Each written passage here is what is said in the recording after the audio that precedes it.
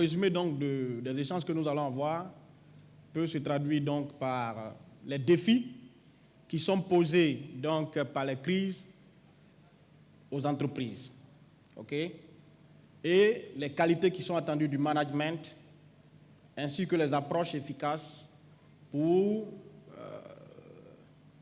optimiser la gestion des crises. Donc voilà, de manière résumée, ce de quoi nous allons parler aujourd'hui. Et donc, nos échanges vont s'articuler donc autour de 6 points essentiellement. Déjà, comme je le disais tantôt, il y a 3 thèmes essentiels donc, qui ressortent donc, du sujet. Et donc, nous allons d'abord traiter de la notion de crise et de la notion d'urgence, en s'appuyant bien entendu sur le contexte de l'entreprise. Ensuite, on va rappeler un tout petit peu ce que c'est que le management et le leadership. Troisième point, donc, nous allons voir les mécanismes de gestion des situations d'urgence en période de crise. Et ensuite, nous allons faire donc, un résumé, donc un certain nombre de recommandations générales sur la manière de gérer de façon optimale les crises en entreprise. Ensuite, dans un 5e point, nous allons passer en revue les leçons qu'on a pu apprendre ces dernières années, donc à partir des crises majeures que nous avons connues. Nous en avons sélectionné donc 2, notamment la crise du Boeing 737 MAX et la récente crise de Covid-19. Et à la fin, donc, nous allons rappeler quelques citations que nous vous donnerons l'occasion de méditer après, quand vous serez partis d'ici, notamment dans des contextes de crise. Alors, les notions de crise et d'urgence. Donc, nous allons voir ce à quoi ça nous ramène quand on se met dans un contexte véritablement d'entreprise. Donc, la notion de crise, les différentes formes de crise, la notion d'urgence. Il y a aussi des urgences qu'on peut appeler des urgences déguisées, mais qui généralement sont des urgences psychologiques. C'est-à-dire que des urgences qui n'obéissent pas forcément à la définition réelle du thème d'urgence. Et il y a ce qu'on peut appeler aussi des crises internes, donc qui n'obéissent pas forcément à 100% à la notion de crise, mais qui se traduisent de la même façon dans le contexte d'une entreprise. Et ensuite, nous allons voir donc la différence entre une urgence et une crise. C'est une approche un peu pédagogique qui peut paraître pas très utile, mais à la fin, vous comprendrez pourquoi on prend du temps pour passer ces notions-là en revue. Alors, vous avez ici un certain nombre donc, de définitions qui sont données. Voilà, vous verrez par exemple le dictionnaire Oxford définit la crise comme une période de difficulté ou de danger intense. François Méville Deschênes définit la crise aussi comme une situation dans laquelle une organisation se retrouve dans l'incapacité, en tout ou partie, de remplir sa mission. Il y a Morgan Seeger qui définit la crise, donc en anglais, comme a specific, unexpected, and non-written event, or series of events that create high levels of uncertainty and threaten, c'est-à-dire des menaces. Moi, me basant donc sur toutes les définitions, sur mon expérience personnelle, je vais définir la crise comme un événement qui conduit à un moment instable ou crucial. OK? Cet événement peut résulter donc de la variation négative de l'équilibre propre à un système ou à une organisation. Cet événement peut avoir été déclenché donc de manière prévisible ou inopinée et entraîne des perturbations, un déséquilibre, une rupture avec des modalités cinétiques de courte ou longue durée. Alors, voilà les caractéristiques essentielles d'une crise. OK?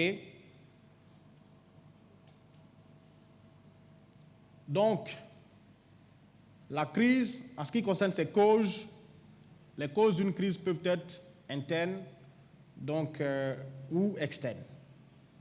Une crise peut être perceptible ou inopinée. En ce qui concerne ses conséquences, donc ces caractéristiques, il s'agit essentiellement d'événements inattendus. Donc on parle de crise quand il y a un événement inattendu. Les conséquences sont imprévisibles.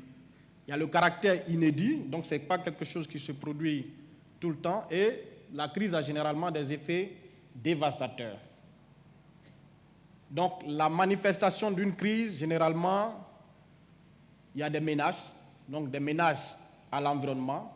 Ça peut se traduire par des menaces au bon déroulement des opérations, des menaces aux droits et libertés, des menaces à la vie, menaces à l'image et à la réputation, des menaces à la continuité d'activité. Ça peut se traduire par une surmédiatisation d'un événement qui peut avoir été anodin au départ, ainsi de suite. Alors nous avons essayé donc de faire une typologie de crise auxquelles nous sommes souvent confrontés en entreprise. Vous avez donc des crises d'ordre économique, qui peuvent se traduire donc par des marchés sinistrés, difficultés économiques, sanctions économiques, variations significatives des coûts de produits ou de matières premières ou d'actions, etc., pénurie de matières premières, chaîne d'approvisionnement perturbée. Il y a des crises qui sont financières, c'est aussi proche des crises économiques, donc avec des effondrements boursiers, des OPA, difficultés financières, sanctions financières, cessation de paiement, etc. Vous avez des crises donc, qui peuvent être sociales ou éthiques, donc des grèves, des conflits. Ça peut être une guerre, un soulèvement, des rumeurs, scandales, fraudes, etc.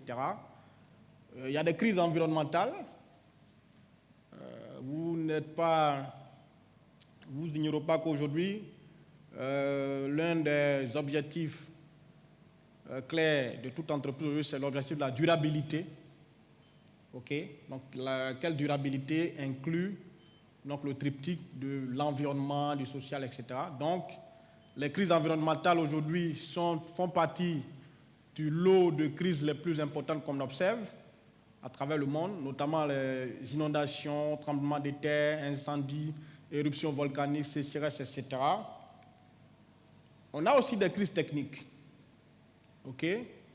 qui peuvent se manifester à travers la défaillance d'un produit, des problèmes énergétiques, défaillances industrielles,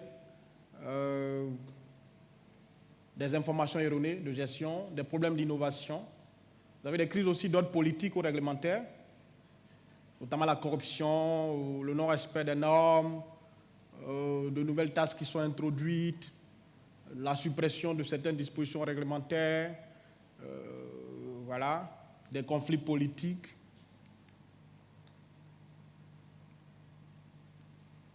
Vous avez des crises sanitaires, je ne vous apprends rien, donc nous sommes encore dans la crise de Covid. Donc les intoxications, les pandémies, les épidémies. Il y a aussi des crises qui sont d'origine accidentelle. Ça peut être un crash, ça peut être une pollution, une explosion, un effondrement. Et enfin, nous avons des crises d'origine criminelle. Donc un assassinat, un sabotage, de l'espionnage industriel, des actes terroristes, etc. Donc voilà un peu fixer ce qu'on peut entendre par crise en tant que manager dans une entreprise. Ce n'est pas une liste totalement exhaustive, mais ça donne au moins un panorama des crises auxquelles vous pouvez être confrontés dans votre quotidien. Maintenant, nous allons voir la notion d'urgence. Parce que rappelons-nous toujours, le thème, c'est gérer les urgences en période donc, de crise. Et nous l'avons résumé en disant qu'il s'agit des défis auxquels le management peut faire face dans la période de crise pour une gestion optimale. Alors, qu'est-ce qu'une urgence? Une urgence est une combinaison imprévue de circonstances ou d'états résultant qui appellent une action immédiate. Vous verrez dans toutes les définitions de l'urgence qui sont là l'urgence appelle toujours une action immédiate. À la différence de la crise, l'urgence appelle une action immédiate. C'est l'une des différences fondamentales. Nous verrons tout à l'heure les différences, mais en tout état de cause, une crise peut être une urgence et inversement. Mais lorsqu'on parle d'urgence, comme son nom l'indique, c'est une situation qui appelle une décision, une réaction immédiate. Voilà. Donc, le dictionnaire Larouche définit par exemple l'urgence comme une situation qui peut entraîner un préjudice irréparable s'il n'y est porté remède à bref délai et qui permet au juge de prendre certaines mesures par une procédure rapide. Donc, les urgences, vous pouvez en avoir dans tous les domaines. Domaine de la santé, domaine juridique ou judiciaire, domaine agricole, etc. Voilà. Par contre, dans le contexte de l'entreprise, donc, quand vous regardez, vous observez bien la définition que nous venons de donner de l'urgence. L'urgence, encore une fois, c'est une situation à risque qui appelle des décisions immédiates. C'est-à-dire que si ces décisions ne sont pas prises, vous mettez l'entreprise à risque. Et de manière vraiment immédiate. Par contre, vous avez des entreprises, vous avez des managers, des leaders qui ont pris l'habitude d'avoir un fonctionnement en mode urgence. En réalité, ce ne sont pas des urgences. On appelle cela des urgences déguisées. Voilà. Donc, c'est des urgences psychologiques. Ce sont des managers ou des entreprises qui se donnent des standards de qualité. Vous aurez, on aura sans doute demain une intervention sur la qualité. Donc, ça fait partie de ce lot-là. Ce ne sont pas des urgences. Je vais citer quelques exemples. Vous avez la volonté de sortir un produit avant le concurrent. Et donc, vous mobilisez tout votre personnel. En réalité, il n'y a pas de danger forcément immédiat si ce produit ne sort pas avant le concurrent. Mais vous mobilisez toutes vos ressources pour que le produit sorte avant celui du concurrent. Rien n'indique de manière prévisible, même que si ça sort avant le concurrent, on aura forcément le succès escompté. Donc il y a des urgences. Vous avez, donc là on a cité donc, une multitude d'exemples. Hein. Vous avez, par exemple, pour ceux qui sont financiers, la loi vous dit que vous devez sortir vos états financiers au plus tard fin juin. Je dis bien au plus tard. Hein. Voilà. Votre groupe dit vous devez le faire au plus tard fin janvier. C'est bien, mais c'est des standards internes que vous vous donnez. Et ces standards-là créent souvent des situations d'urgence. Votre conseil d'administration dit qu'on doit tenir 6 réunions de conseil d'administration par an. Alors que la loi dit que vous devez en tenir minimum 3. Ou vos statuts vous disent que vous devez en tenir minimum 3. Ça, c'est vous qui vous donnez ce type d'urgence. Donc, il y a comme ça une panoplie de situations en entreprise que les gens confondent souvent avec des urgences, mais qui sont soit des urgences psychologiques, soit des approches de leadership, soit des approches de management, soit des approches même de gestion de la concurrence. Voilà. Et en matière de crise également, telle qu'on l'a définie, il y a ce qu'on peut appeler des crises internes, qui ne sont pas des crises d'ampleur systémique, mais qui demeurent quand même des crises, mais qui sont très localisées, généralement en interne. Pour avoir des crises de leadership, ok, vous avez un leader, enfin, quelqu'un qui... Ou bien vous avez une entreprise où il n'y a pas vraiment de leader. Au niveau du management, il n'y a aucun leader. Tout le monde le sait. Ça dit qu'il n'y a pas un manager qui a une emprise quelconque sur le personnel. Les gens obéissent parce que leur fiche de poste leur dit de faire telle ou telle chose, mais il n'y a pas de charisme, il n'y a rien, il n'y a aucune influence. Vous pouvez avoir une crise d'autorité. C'est-à-dire que les gens estiment que, c'est vrai, on vous a nommé directeur général ou directeur de la production, mais les gens estiment même que vous n'avez pas le niveau. Donc, quand vous donnez des instructions, les gens ne respectent pas. C'est un exemple. Vous pouvez avoir des crises de marché, des crises de liquidité, crises réglementaires, etc. Donc ça, c'est des types de crises qui peuvent très souvent être des crises internes. Donc, qui n'ont pas forcément la portée d'une grande crise de type systémique. Donc, il est souvent bon de faire la distinction entre ces choses-là, entre ces notions, pour que l'approche de gestion soit suffisamment calibrée.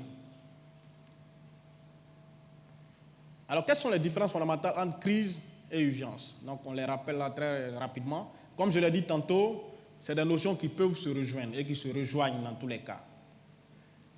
N'importe quelle crise appelle des urgences. Une crise vient avec des urgences. Une crise vient toujours avec des urgences. L'inverse n'est pas forcément vérifié. Donc, vous avez là donc les principales différences. La crise peut être en même temps une urgence, tandis que l'urgence peut arriver en dehors d'une crise. La crise a généralement une ampleur beaucoup plus grande. L'urgence est très ciblée. Okay. Les crises peuvent souvent être assez longues. Les urgences doivent se traiter vraiment dans des délais très courts. Okay. La crise peut être prévisible ou inopinée, alors que l'urgence arrive très souvent de manière soudaine, lorsqu'on n'est vraiment pas préparé. Voilà. La crise apporte beaucoup d'incertitudes. Voilà. Par contre, les deux ont des choses en commun. Les conséquences sont dévastatrices. La situation est cruciale. Donc, c'est une situation qui appelle vraiment une décision immédiate. La situation donc, peut se reproduire si elle n'est pas gérée de manière optimale et la situation peut avoir des conséquences graves. Voilà. Donc, ça, c'était une parenthèse vraiment pour définir les notions de crise et d'urgence.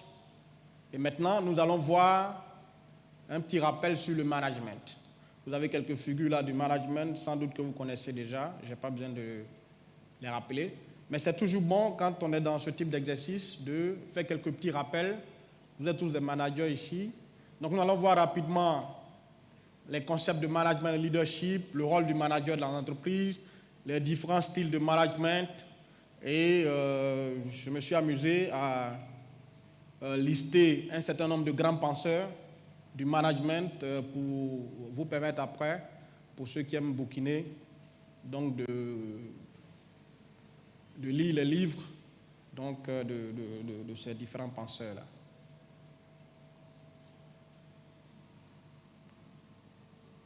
Donc le management, ça provient du mot anglais to manage, lequel mot dérive du verbe italien maneggiare, qui lui-même est issu du latin manus, qui signifie contrôler, manier, avoir en main, et qui provient du mot manège.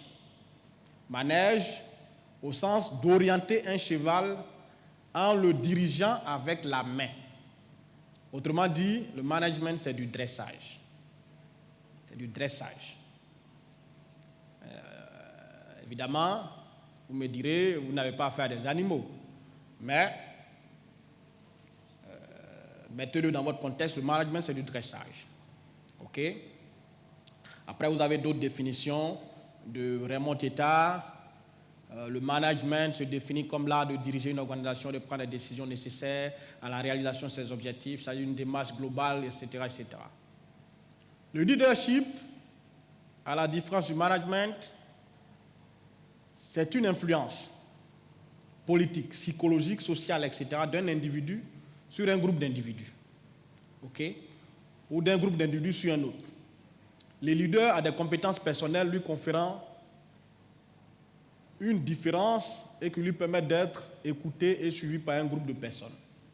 Vous voyez que le management, il tient généralement, le manager tient son pouvoir de sa position, donc de son statut, de sa nomination, alors que le leader tient son influence, son pouvoir, de son charisme, de l'influence qu'il exerce sur les autres. C'est pour ça que très souvent, vous verrez que le leadership est généralement plus valorisé que le management. Et le leadership fait partie des qualités essentielles qui sont requises pour un bon manager. Alors, quel est le rôle d'un manager dans l'entreprise? Tout ça, ça s'inscrit dans le thème que nous sommes en train de développer. Parce que, je le rappelle, le thème, c'est manager en période de crise. Manager en période de crise. Donc, en entreprise, quel est le rôle du manager? Harry Mintzberg a essayé donc de définir les 9 rôles essentiels du manager en entreprise. Harry Mintzberg, c'est l'un des grands penseurs donc, du management moderne. Vous pouvez consulter donc, les ouvrages qu'il a pu écrire. Donc, il considère que le manager a un rôle cadre symbole dans un premier temps. OK? C'est-à-dire que le manager représente un symbole. Vous devez soigner votre image à tous les niveaux, aussi bien en interne qu'en externe. C'est extrêmement important. Et ça fait partie d'ailleurs des éléments de leadership. Votre image parle pour vous. Que ce soit l'image corporelle, comportementale, en matière de prise de parole, en matière d'interaction avec les autres. Vous devez véhiculer une image qui parle pour vous. Le manager doit avoir un rôle de leader. Vous voyez que le leadership rejoint encore, voilà. C'est-à-dire qu'un rôle d'influence. Vous n'avez pas besoin de brandir des sanctions pour que les gens fassent ce que vous leur demandez de faire. Si vous arrivez toujours de brandir des sanctions, c'est que vous n'êtes pas un leader. Si vous arrivez de rappeler que c'est vous le chef tout le temps, c'est que vous avez un problème de leadership. Voilà. Le manager a un rôle d'agent de liaison. OK? C'est-à-dire faire la connexion entre les différents réseaux qui sont nécessaires à l'accomplissement des missions donc, de management. Il a aussi un rôle d'observateur. OK? Donc, pendant que vous faites travailler les autres, il vous appartient donc, d'observer votre environnement, de faire de la veille, de faire de la documentation, de la recherche, etc. Le manager aussi a un rôle de diffuseur d'informations. Informer, c'est un art. Ce n'est pas parce qu'on sait qu'on dit, comme dirait quelqu'un. Le manager aussi a un rôle de porte-parole. C'est-à-dire c'est celui qui parle pour les gens qu'il manage. C'est l'interface. Le manager a un rôle d'entrepreneur. OK? Donc, il vous appartient d'entreprendre. Il vous appartient d'initier un certain nombre d'actions. Le manager a un rôle de régulateur. Parce que dans le cadre du management, il peut arriver qu'il y ait des conflits. Des conflits entre vos collaborateurs, des conflits entre votre département et d'autres départements, entre votre entreprise et d'autres entreprises, ainsi de suite. Donc, vous devez avoir cette capacité-là de pouvoir résoudre des conflits. Et enfin, le manager a un rôle de répartiteur de ressources. Le management ne s'arrête pas seulement à la gestion des hommes, mais c'est aussi la gestion des ressources. C'est la gestion adéquate des ressources. Donc, il faut savoir planifier les ressources, il faut savoir les allouer, voilà, de manière optimale. Et il faut, en ayant toujours à l'esprit l'objectif et la vision de l'entreprise. Alors, on ne va pas trop s'attarder sur ça, mais ceci étant dit, vous avez ici les différents styles de management, ok? Les styles de leadership, vous avez des styles qui s'appuient donc sur des aspects situationnels, donc le leadership qui sont en fonction de la situation dans laquelle nous sommes, c'est-à-dire qu'on soit dans une situation de crise, dans une situation où vous pouvez être dans une entreprise où tous vos collaborateurs sont des ouvriers, alors que vous êtes un ingénieur. Donc ça, c'est une situation. Vous êtes dans une situation où vous sortez d'une crise, contrairement à une entreprise qui ne sort pas de crise. Vous êtes dans une situation où vous êtes en difficulté, ainsi de suite. Donc il y a le leadership situationnel, mais il y a aussi le leadership comportemental, donc qui s'adapte en fonction des comportements qui sont en face. Okay? Vous avez donc de nombreux penseurs qui ont écrit et défini donc ces différents types de management et de leadership. Okay?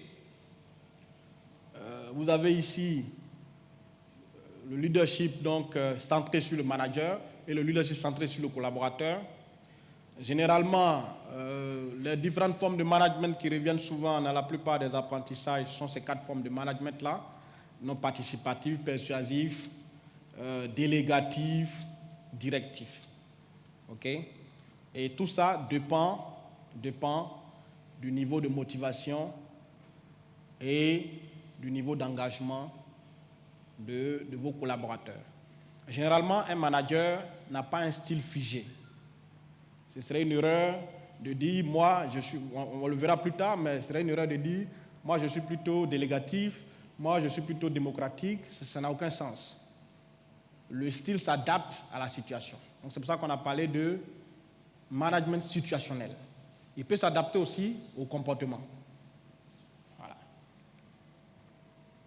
Donc, vous avez là les 6 grands styles de leadership qui ont été définis par Goldman. Hein, le leadership directif, visionnaire, collaboratif, participatif, chef de file, coach. Okay. Vous avez ici donc une grille d'évaluation des différents types de leadership. Okay. Vous avez donc à gauche le pouvoir du leader. Donc, soit le leader, il est très fort, donc il a une influence assez importante, et vous avez dans la barre, donc en bas, l'autonomie de l'équipe. C'est-à-dire, qu'est-ce que vous avez des collaborateurs qui peuvent travailler seuls. Donc, en fonction de ces 2 paramètres, vous pouvez adapter votre leadership. Okay?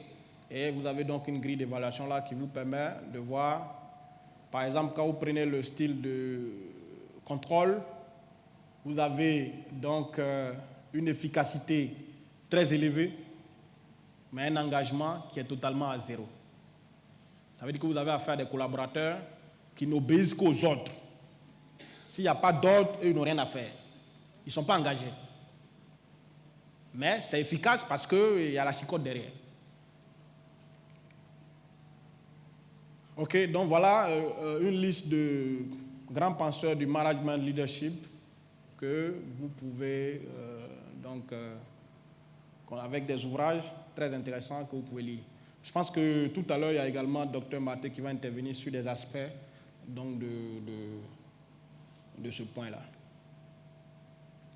Alors, ayant donc maintenant fait des rappels sur les notions de crise et d'urgence, sur les notions de management, leadership, etc., nous allons maintenant rentrer dans le vif de notre sujet, c'est-à-dire quels sont les mécanismes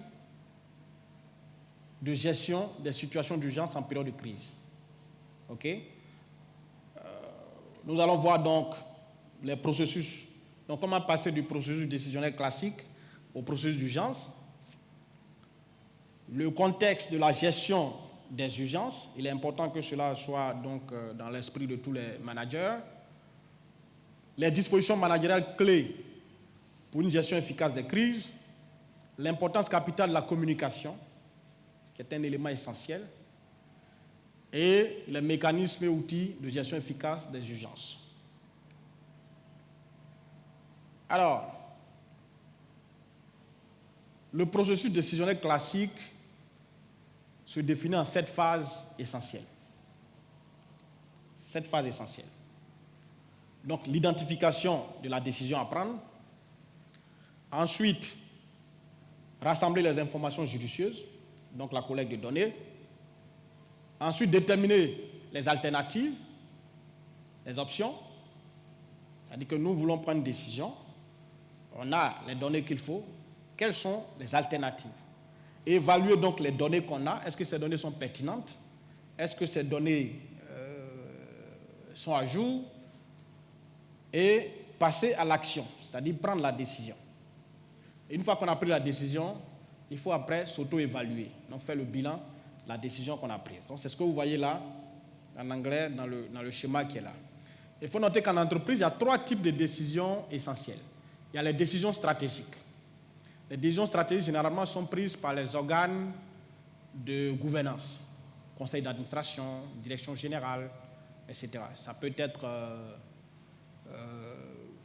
la suppression d'un pôle d'activité, le lancement d'un nouveau produit, la modification du business model, etc. La modification de l'organigramme, etc. Ça, ce sont les décisions stratégiques. Il y a aussi les décisions tactiques qui sont prises par le personnel d'encadrement, donc les managers que vous êtes. Okay? Donc, comment faire avancer les objectifs qui sont ceux de votre département. Ça, ce sont des décisions tactiques. Et il y a des décisions opérationnelles qui sont prises par tous les opérationnels quotidiennement. C'est-à-dire que les plus petits employés jusqu'aux moyens. Alors, pour prendre les décisions, il y a toujours un certain nombre de facteurs qui influencent la prise de décision et qu'il faut connaître. OK? Pour un manager, avant de prendre une décision, il faut connaître les caractéristiques de l'entreprise. Quelles sont les caractéristiques de votre entreprise? Quelle est sa taille? Quel est son business model? Quelle est son histoire? D'où elle vient, etc.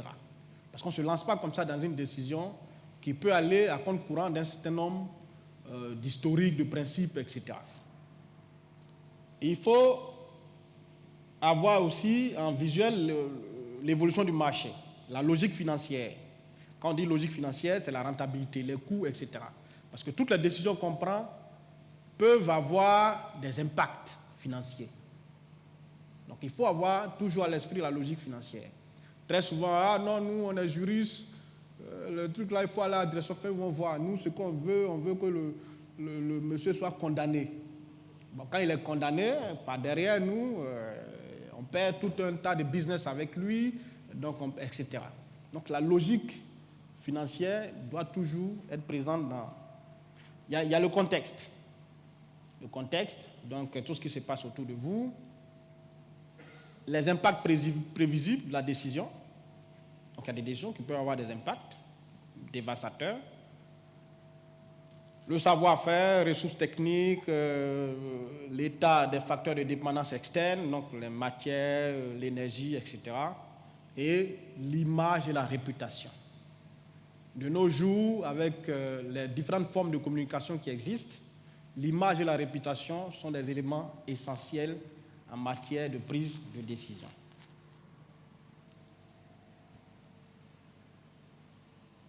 Au niveau de la gestion des urgences, le principe de prise de décision n'est pas différent. C'est le même principe. C'est exactement le même principe avec les 7 leviers qu'on vient de voir.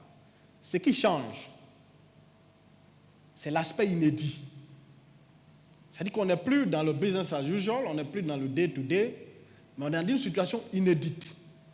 C'est-à-dire que l'ordre habituel est bouleversé. Deuxième grand changement en période de crise, c'est l'incertitude. On ne sait pas trop où on va. On ne sait pas ce qui va se passer demain. Donc, c'est des éléments qu'il faut prendre. Troisième différence par rapport donc au process classique, c'est le manque de temps. Dans une situation d'urgence, vous n'avez pas assez de temps. Donc, est-ce qu'il faut faire les 7 étapes qu'on a vues tout à l'heure? Quelles sont les étapes qu'il faut sauter ou quelles sont les étapes sur lesquelles il faut aller très rapidement? On va développer ça tout à l'heure. Et l'autre paramètre important dont il faut tenir compte en période de crise, ce sont les enjeux. Qu'est-ce qu'on a à perdre ou à gagner dans cette affaire? Ça peut être quelque chose qui conditionne notre existence, notre continuité. Alors, pour réussir donc la prise de décision en période de crise, le manager doit avoir un certain nombre de prédispositions importantes. Un certain nombre de prédispositions importantes. La première prédisposition, il faut toujours avoir à l'esprit l'objectif et la vision de l'entreprise. Et l'objectif de la prise de décision. C'est extrêmement important. On prend cette décision pourquoi? est-ce que cette décision rentre dans notre vision, dans l'objectif poursuivi par l'entreprise? Deuxième disposition que le manager doit prendre, il faut faire des scénarios et évaluer les risques. C'est vrai que nous sommes en période d'urgence, mais il faut pouvoir, nous allons le voir dans les éléments qui arrivent, faire des scénarios et évaluer les risques de la décision. Il faut rester souple et réactif. En période de crise, on peut se tromper. On peut se tromper, mais il faut rester souple, il faut rester agile. Et il faut également gérer nos réactions émotionnelles. C'est extrêmement important. L'émotion n'a pas sa place dans le management. Peut-être que Dr Maté va développer des aspects émotionnels qui nous diront le contraire, mais il faut savoir gérer ses émotions. C'est pour ça que le 5e point, on dit, il faut pouvoir déjouer les pièges des biais cognitifs de décision. Qu'est-ce qu'un biais cognitif? Un biais cognitif, c'est un schéma de pensée qui est trompeur. Mais très souvent, nous tous, on souffre de biais cognitifs. Ça peut être intéressant dans certaines situations d'avoir un biais cognitif. Vous avez de nombreux biais cognitifs qui nous trompent. OK? Vous avez le biais d'aversion aux pertes. Vous avez des gens qui n'aiment pas les pertes. Donc, comme cette décision va aboutir à des pertes, lui préfère ne pas prendre cette décision. Alors que cette perte est essentielle pour aboutir au résultat qu'on recherche. Vous pouvez avoir le biais de agents ou des faits qui est qualifié de faits de simple exposition. Vous avez des gens qui sont exposés tous les jours à des personnes ou à des situations. Tous les jours, je vois Marcelin Junon. Donc quand je le vois, je suis rassuré. Donc je serais tenté, s'il y a un problème où il y a à choisir entre lui et quelqu'un d'autre, de pencher vers lui parce qu'il a été exposé à ma vue tous les jours. Donc ce type de biais-là peut vous conduire à prendre de mauvaises décisions. Vous avez des biais d'excès de confiance, biais de l'intuition. C'est vrai, on dit qu'il faut faire confiance à l'intuition, mais il faut faire attention aussi à l'intuition. 6e élément, faire confiance à son intuition. Évidemment, parce que l'intuition, tout à l'heure je vous montrais une citation d'Einstein sur l'intuition. L'intuition est en lien avec notre mémoire émotionnelle des choses. C'est-à-dire c'est une sorte d'instinct qui est basé sur notre expérience. 7e élément, il faut soigner sa communication. Très souvent, on aggrave les crises parce qu'on ne communique pas bien ou parce qu'on n'a même pas communiqué. Donc les réseaux sociaux l'ont fait à votre place. Les rumeurs passées, les légendes urbaines, etc. Parce qu'on n'a pas eu la communication qui va avec. Même quand on recentre nos actions, il faut communiquer là-dessus. Même quand on s'est trompé, il faut pouvoir dire au public, on s'était trompé sur ce qu'on faisait. On a tous suivi la crise du Covid-19. Vous avez vu qu'à un moment donné, même ceux qui sont du corps médical, qui sont d'éminents épidémiologistes, etc., ont eu à reconnaître qu'ils s'étaient trompés sur un certain nombre de postulats. Il y en a qui avaient dit au début même qu'il ne sert à rien de porter des masques. Il y en a qui ont dit, écoutez, c'est une crise qui va disparaître d'ici un mois, on en a l'habitude. Ce sont des épidémies périodiques. Donc il faut, ça ne vous rabaisse pas de reconnaître vos erreurs et de rectifier. Ça fait partie même intégrante de l'exercice de management en période de crise. Et la communication est essentielle pour cela.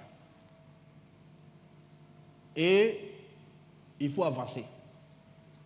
Il faut avancer, ne pas prendre de décision, comme dit l'adage, c'est la pire des décisions à prendre. Donc il faut toujours décider et avancer. Rectifier et avancer.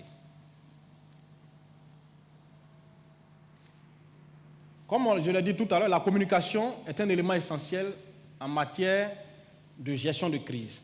Il faut donc maîtriser totalement sa communication en période de crise. C'est extrêmement important. Comment on maîtrise sa communication en période de crise? Il faut avoir un contact rapide avec le public qui vit la crise. Ça peut être un public interne ou externe.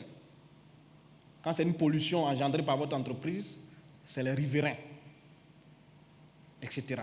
Si c'est un conflit social, c'est en interne. Donc il faut très rapidement, en tant que manager, avoir un contact avec ceux qui vivent cette crise. Deuxièmement, il faut avoir une communication sincère et maîtrisée. Ça ne veut pas dire qu'il faut aller dire tout ce qui se passe, tous les petits secrets au public, oui, effectivement. Non, non, ce n'est pas ça. Mais il faut avoir une communication professionnelle maîtrisée. Il y a la fréquence de communication. Il ne faut pas laisser passer les grandes informations et revenir après. La crédibilité de l'information qui est diffusée. Il faut faire attention, il faut vérifier l'information qu'on diffuse. OK? Ensuite, les messages doivent être cohérents. Donc, il ne faut pas toujours revenir dire le contraire de ce qu'on a dit hier, ainsi de suite. Hein? Et il faut avoir la capacité d'expliquer les changements, comme je l'ai dit tout à l'heure. Et il faut avoir de la responsabilité dans ce que nous faisons. Alors, quels sont les mécanismes que vous pouvez utiliser pour gérer les crises et les urgences? Donc, nous les avons regroupés en 4 grands mécanismes. Le premier groupe, il faut préparer et planifier les urgences et les crises. Ça peut paraître bizarre, mais il faut planifier les crises. Il faut les planifier. OK? Donc, c'est en entreprise, comment on planifie des crises? Comment on les prévient? Il faut mettre en place un dispositif permanent de contrôle interne. Il y a M. Zunon qui va développer ce thème avec nous demain. Donc, le dispositif de contrôle interne, je n'en suis pas forcément un spécialiste, mais c'est tout ce qui a trait à la conformité, contrôle permanent, la qualité, politique de procédure, etc. Donc, pour vous donner une certaine assurance par rapport au patrimoine et aux informations. Il faut mettre en place une cartographie des risques. C'est-à-dire identifier de manière permanente les différents risques auxquels l'entreprise est exposée et faire un scoring de ces risques-là. C'est-à-dire qu'il peut y avoir des risques faibles, moyens, élevés, etc. Et des moyens d'action, donc, pour mitiger ces risques-là. Il faut mettre en place un plan de continuité d'activité, lequel plan va s'adosser sur la cartographie des risques que vous aurez établis. Okay? Tout ceci doit pouvoir se mettre à jour de manière dynamique. Si vous avez fait une cartographie des risques il y a 3 ans, même s'il y a 6 mois, ce n'est pas sûr que cette cartographie soit valable dans le contexte actuel. Donc, il faut avoir des processus internes de mise à jour de tous vos dispositifs. Il y a également le plan de gestion des crises. On n'a pas souvent rencontré ça dans nos régions, mais c'est quelque chose qui existe et qui peut même être informatisé. Vous avez également le plan d'intervention d'urgence. Donc, c'est des plans sous forme de fiches d'action qui peuvent être faites pour chaque processus. OK? Il faut mettre en place aussi une organisation de gestion des crises en matière de prévention, renforcer les capacités du personnel impliqué donc, dans la gestion des crises, et il faut avoir un management de qualité. Donc, on ne recrute pas n'importe comment. C'est tout l'intérêt du recrutement. Voilà. Le deuxième mécanisme donc, de gestion efficace des urgences et des crises, c'est d'assurer la veille des risques. D'assurer la veille des risques. Quand on dit veille, ça voudrait dire que ce n'est pas encore arrivé. C'est-à-dire que les risques ne sont pas encore arrivés. Mais il faut avoir les yeux ouverts sur tout ce qui se passe. Donc, il faut mettre en place des systèmes d'information intégrés. Il y a un modèle qui s'appelle FAC24 pour ceux qui voudraient bien mettre en place ce type de système qui intègre un certain nombre de choses, qui est interfacé avec pas mal d'autres applications, pas mal d'autres outils. Il y a des systèmes d'alerte précoce. Donc, on n'attend pas forcément que ça soit pourri, mais une fois qu'on sent qu'à 30%, par exemple, telle chose va arriver, on peut alerter. Voilà. C'est-à-dire qu'on dit, je prends un exemple simple, si au bout de 3 erreurs, généralement on peut dire à partir de 5 erreurs de telle nature, vous n'êtes plus qualifié. On peut faire une alerte précoce à partir de 2 erreurs. Il ne faut pas attendre qu'il y ait 4 erreurs pour faire une alerte. À partir de 2 heures, on dit tiens, faites attention. OK? Il y a des systèmes donc d'alerte informatique. Il y a la veille internationale, nationale. Donc, si vous êtes par exemple un banquier comme moi, vous pouvez faire de la veille sectorielle. OK? C'est-à-dire que vous êtes en liaison, vous avez une plateforme avec toutes vos consoeurs, banques, et vous remontez les informations. Ah tiens, il y a une fraude hier chez NCA, comment ça s'est passé? Tiens, il y a une fraude hier chez Standard. Donc le fait que vous sachiez ça, ça vous permet de prendre des prédispositions, parce que ça peut arriver chez vous. Voilà. Il y a la veille aussi sur les réseaux sociaux. De nos jours, il y a une fonction qui a été créée, comment vous appelez ça? Je ne sais plus, community manager, des choses comme ça. Voilà, des gens qui ont les yeux ouverts un peu partout. C'est vrai que les réseaux sociaux, ça va très vite. Ça va très vite. Il y a du tout dessus. Des gens qui disent des choses qu'ils n'ont jamais vues, etc. Voilà. Il ne s'agit pas de répondre à tout, mais lorsque les choses commencent à prendre une certaine tournure, il faut réagir. Il faut réagir. Il faut également mettre en place des systèmes de surveillance environnementale, des KPIs de durabilité. Tout à l'heure, j'ai parlé donc de durabilité. Donc, il faut mettre en place des indicateurs parce que les risques environnementaux, aujourd'hui, peuvent être dévastateurs pour votre réputation, votre image. Il faut faire des simulations de crise, telles que les pompiers le font là. C'est-à-dire qu'on se lève, on fait comme s'il y a un incendie, on sort les lance-flammes, etc. Et après, on se rend compte qu'en fait, tiens, ce lance-flamme ne marche pas. Donc, il faut en interne, en entreprise, il faut faire des simulations de crise. Si telle chose arrive, par rapport au rating de vos crises, de vos risques que vous avez pu faire dans la cartographie, ainsi de suite, dans le plan de continuité, essayez de mettre en œuvre, mais vraiment dans une simulation grandeur nature, ces choses-là. Ça vous permet de voir vos propres défaillances à l'avance. Et il faut également faire des modèles de prédiction informatique. De nos jours, il y a des logiciels pour le faire. C'est-à-dire qu'on met un ensemble de données, on clique et on dit si telle chose se passe en même temps que telle chose, que telle chose, que telle chose, voilà ce que ça va nous donner. Voilà la conséquence financière. Voilà le dérèglement que ça va créer. Donc, il faut pouvoir avoir des logiciels de prédiction. Ça existe en business intelligence, en comptabilité analytique, etc. Et utiliser efficacement aussi les informations publiques, la météo, voilà. Chez nous, ce n'est pas très fiable. Personne n'a su qu'avant-hier, il y aura une pluie dévastatrice à Abidjan. Malheureusement, dans certains pays, je pense qu'on aurait anticipé ce type de choses. Et il faut faire des tests de vulnérabilité, donc un peu comme les crises. Troisième volet, là, on a parlé de prévoir, donc se prémunir. On a parlé de veille. Maintenant, on est dans la crise. Il faut la gérer. Comment on la gère? Généralement, quand on est en crise, tout à l'heure on a vu les différents types de management, de leadership, etc. Mais quand on est en crise, on bascule en mode commandement. Le management, le leadership bascule en mode commandement. Simplement parce qu'on n'a pas le temps. L'urgence, on a dit, c'est un truc immédiat.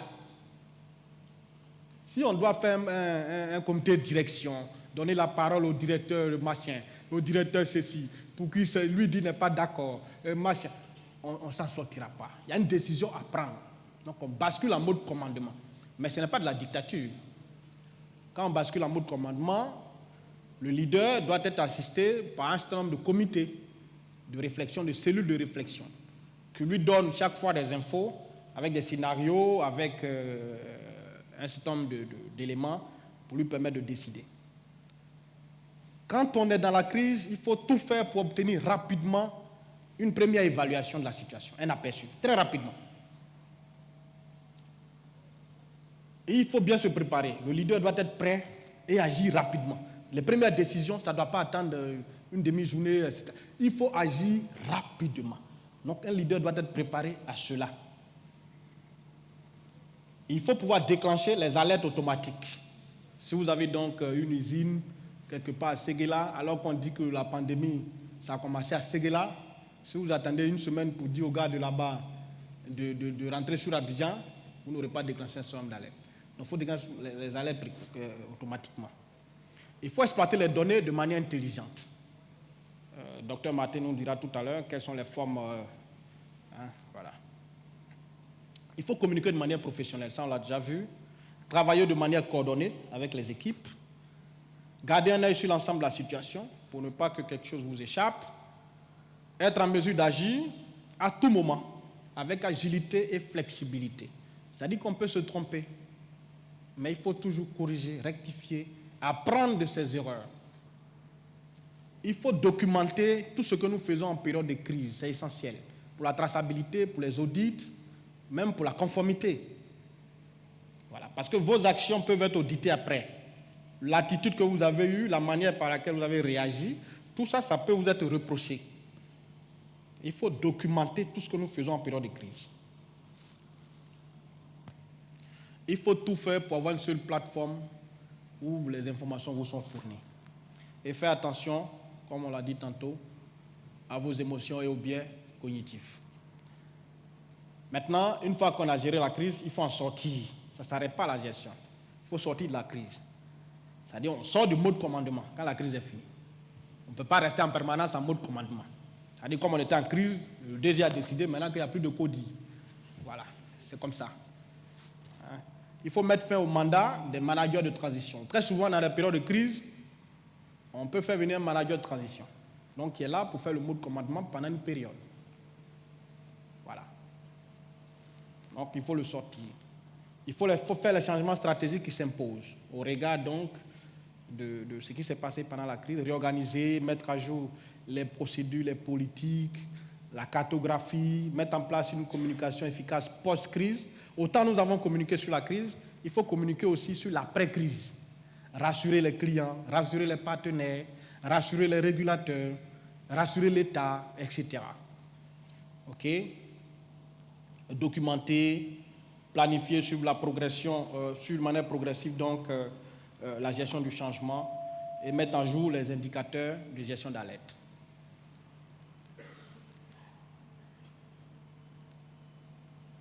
Alors maintenant que nous avons les outils,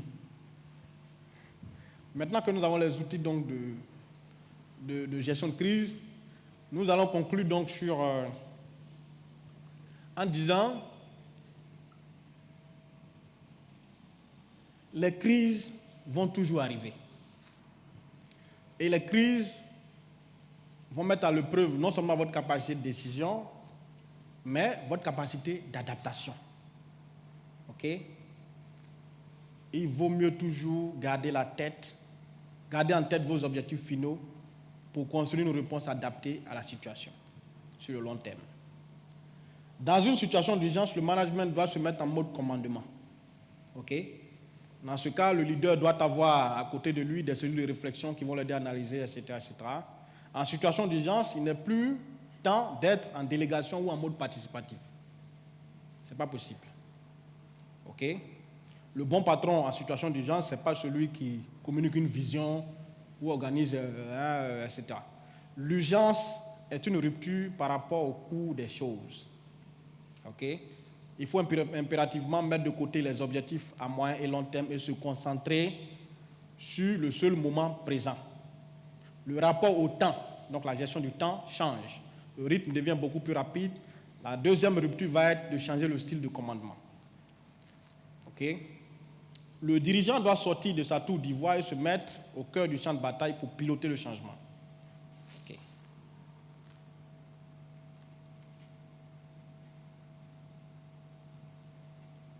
Je vais passer très rapidement sur ce point. Dans la documentation qui sera partagée avec vous, vous aurez donc les détails sur ce point. Donc, c'était pour voir les leçons apprises donc des différentes crises majeures qu'on a connues récemment. J'en ai sélectionné deux. La crise du Boeing 737 MAX, donc vous le savez, c'est les deux crashs qui ont eu lieu donc à Jakarta et à Addis Abeba de cet appareil, qui a entraîné une crise colossale. Certains adeptes du complot disent d'ailleurs que c'est la crise du Boeing 737 qui a engendré le Covid-19. Voilà. Ça voudrait dire que, vous savez que Boeing, pendant longtemps été le leader de l'aéronautique au monde. OK? Donc, ils devaient faire face à une crise qui mettait en péril près de 50% donc, de leur chiffre d'affaires, parce que l'avion qui était concerné faisait à peu près 50% du business de Boeing. OK? Donc, vous avez là, qu'est-ce qui s'est passé pendant la crise? Ce sont donc les crashs. Et donc, on a établi que ça venait d'un problème technique. Quels ont été les impacts? On a interdit tous les vols de 737. Les commandes ont été supprimées. Les gens ont annulé leurs commandes. Les livraisons ont chuté, etc. De grosses pertes pour Boeing. Le coût en bourse de Boeing a dégringolé. Quelles sont les décisions qui ont été prises par le leadership? On a interrompu la production de l'avion en question. On a essayé de régler, de vouloir amadouer les régulateurs pour dire que dans 2-3 mois, on revient sur le marché. Ça a été une erreur du management. Ensuite, le DG a démissionné, certains dirigeants ont été donc sanctionnés, les administrateurs ont été mis à l'amende, le système en question a été mis à jour, la compagnie a emprunté 18 milliards pour essayer de endiguer un certain nombre de pertes. Les enjeux, c'était quoi? Restaurer l'image de Boeing, redonner confiance aux transporteurs et aux partenaires techniques, redonner confiance aux passagers. Parce que moi, personnellement, quand je vois sur mon billet d'avion que c'est un 737, je ne le prends pas. Donc aujourd'hui, plus personne ne veut prendre cet avion, même quand on dit qu'il a été homologué. Donc il faut redonner confiance aux passagers, restaurer la rentabilité à long terme de l'entreprise, restaurer la confiance avec les régulateurs et rebâtir une vraie stratégie de Boeing. Donc les leçons qu'on a tirées de cette crise, c'est que le management n'a pas maîtrisé forcément la communication. Parce qu'il y a un certain nombre d'hésitations et de contradictions dans la prise en charge de cette crise-là. Il y a eu aussi une sous-estimation du problème qui s'est avérée plus grave que ce que les gens croyaient. Et on a vu aussi que cette crise a révélé des tensions géopolitiques, géostratégiques majeures. Parce qu'il y a des pays ou des entreprises, etc., qui n'avaient pas forcément intérêt à ce que les gens se réveillent tôt. Donc, vous avez là quelques indicateurs qui vous permettent d'avoir un impact donc, de cette crise. Vous avez là, par exemple, l'évolution du coût de Boeing, donc en milliers de dollars. 2019, c'est avant la crise. Et vous voyez après où le coût est tombé. Aujourd'hui, le coût est à peu près à 137 000 dollars pour un coût avant crise qui était à plus de 400 000 dollars. OK? Vous voyez les commandes nettes d'avions. En 2019, on était à des commandes nettes négatives. C'est-à-dire que les annulations de commandes étaient plus importantes que les nouvelles commandes. Les livraisons d'avions, tout ça on le met en comparaison avec Airbus. Okay. Vous voyez en matière de livraison maintenant, Boeing qui pendant longtemps, dans les années 80 était en tête, aujourd'hui vraiment a totalement plongé. Pour ce qui concerne le Covid, je n'ai pas eu le temps vraiment d'intégrer l'élément, mais vous l'aurez dans ce qui vous sera transmis. Le dernier point que nous allons voir, ce sont donc quelques citations. Je vous laisserai lire ces citations après. La plus intéressante pour moi, c'est celle de Peter Drucker qui dit « Le plus grand danger dans les moments de turbulence, ce n'est pas la turbulence. C'est d'agir avec la logique d'hier. » Voilà, ce n'est pas la turbulence qui est le plus grand danger. Mais beaucoup de gens, c'est tout ça, c'est tout ce qu'on a vu. Hein. Faire attention aux biais, faire attention à un certain nombre de choses, au confort qu'on a, etc. La crise est une situation exceptionnelle qui nécessite un comportement exceptionnel. Donc sur ce, je vous remercie. Et si vous avez des questions. Yes.